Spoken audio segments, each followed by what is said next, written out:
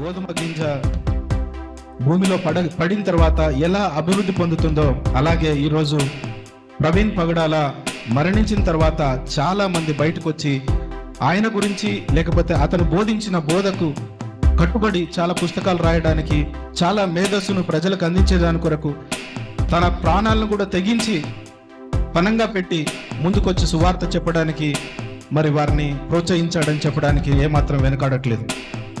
చాలా గొప్ప వ్యక్తి ప్రవీణ్ పగడాల. అతను మరణించిన అక్కడ హైదరాబాద్ మొదలుకొని ఇక్కడ వరకు ఆ రాజమండ్రి వరకు ఏం జరిగింది అన్న విషయం అది ఒక కట్టుకథ. దాని గురించి ఎవ్వరికి ఆ విషయాలు వినడం ఇష్టం లేదు, వాటి గురించి చర్చించడం ఇష్టం లేదు. అతను అక్కడ పడి చనిపోయిన విధానం ఏంటి అని అందరు అడుగుతా ఉన్నారు. అది చెప్పడానికి గవర్నమెంట్కు భయపడుతున్నారు, గవర్నమెంటే భయపడతా ఉంది.